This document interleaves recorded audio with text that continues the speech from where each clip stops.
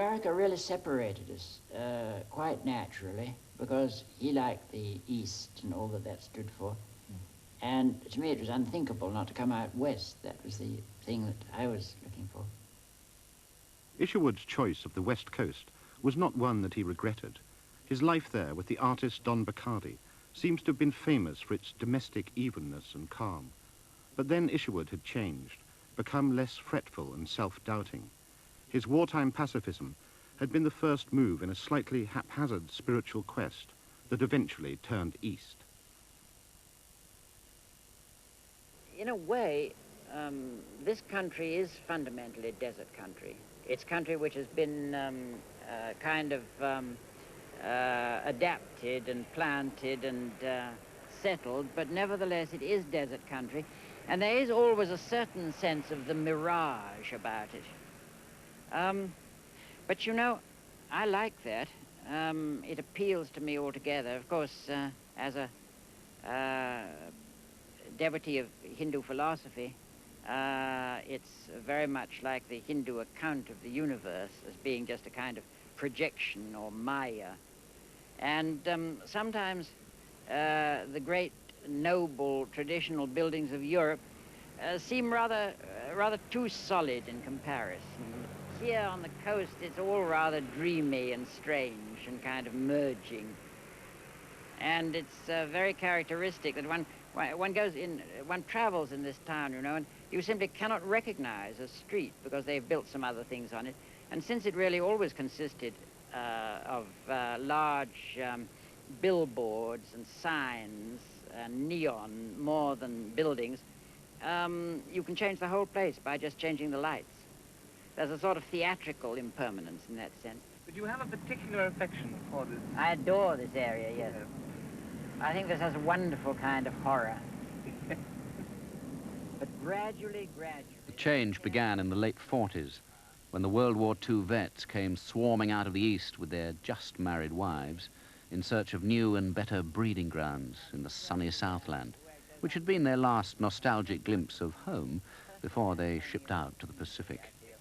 And what better breeding ground than a hillside neighborhood like this one, only 5 minutes walk from the beach, and with no through traffic to decimate the future tots. So, one by one, the cottages, which used to reek of bathtub gin and reverberate with the poetry of Hart Crane, have fallen to the occupying army of coke-drinking television watchers. It's quite a sort of Sunday amusement to park here and just sit watching the boats go by and seeing people quarreling on board, the way they always seem to on boats. Indeed. But the change in something like this, since you've been here, is tremendous, really, yes. But both tremendous, but at the same America, time, at first, seemed bad for Isherwood, the writer. He was reworking old Berlin material, but with none of the old zest, and he was now writing for the movies.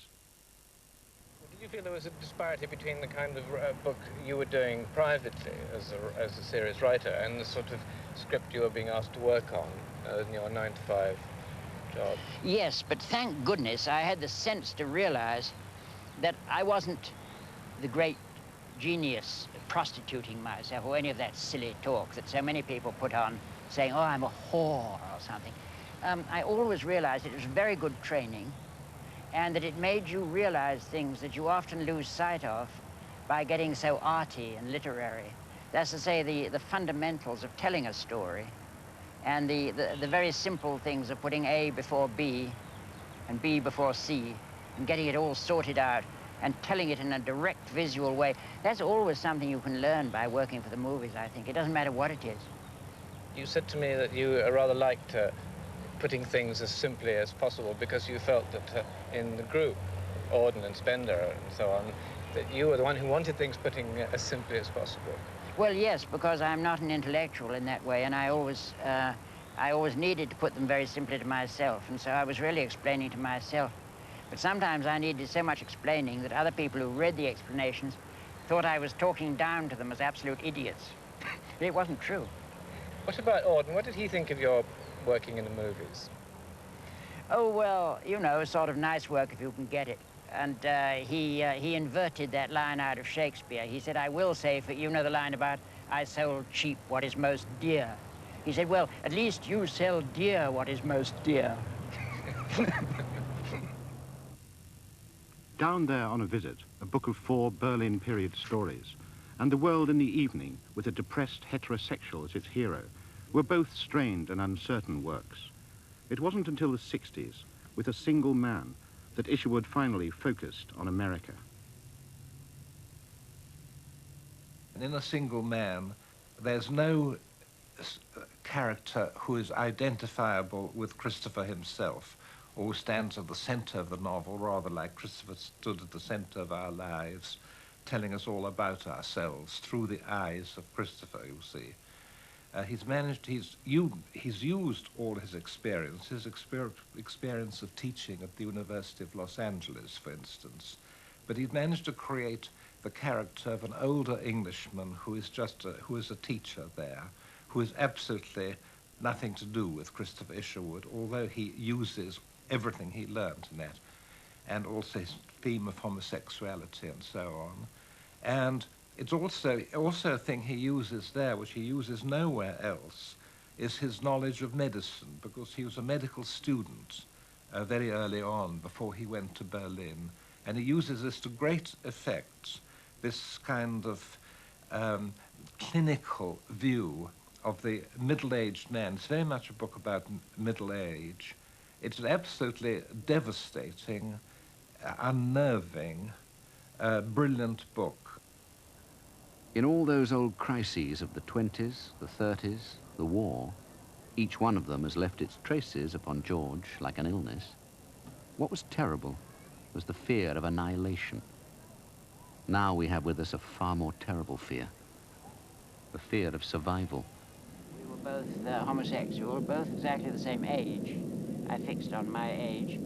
The only thing was that for dramatic purposes, I made him, as you might say, into a widower. His friend was dead. And I was really much more interested.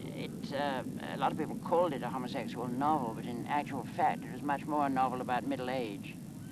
Because what I wanted to show was the extraordinary variety of behavior in middle age. Part of the time, one's quite tending towards senility, and other times, one's rash in a way that seems almost boyish, you know, and apt to indulge in all sorts of embarrassing behavior at the drop of a hat. But on the whole, yes, sure, of course it's me. I never know about anybody except me. I just hope for the best that somebody else will come along and say, well, that's just like me too. What it sees there isn't so much a face as the expression of a predicament. Here's what it has done to itself. Here's the mess it has somehow managed to get itself into during its 58 years, expressed in terms of a dull, harassed stare, a coarsened nose, a mouth dragged down by the corners into a grimace, as if at the sourness of its own toxins, cheeks sagging from their anchors of muscle, a throat hanging limp in tiny wrinkled folds. The harassed look is that of a desperately tired swimmer or runner. Yet there is no question of stopping. The creature we are watching will struggle on and on until it drops. Not because it is heroic. It can imagine no alternative. A Single Man is Isherwood's small American masterpiece. After it, his drift was again to autobiography, but with a new willingness to present himself as homosexual. Christopher and His Kind is his second and final goodbye to Berlin. When Lions and Shadows suggests that Christopher's chief motive for going to Berlin was that he wanted to meet Layard, it is avoiding the truth. He did look forward to meeting Layard, but that wasn't why he was in such a hurry to make this journey. It was Berlin itself he was hungry to meet, the Berlin Whiston had promised him.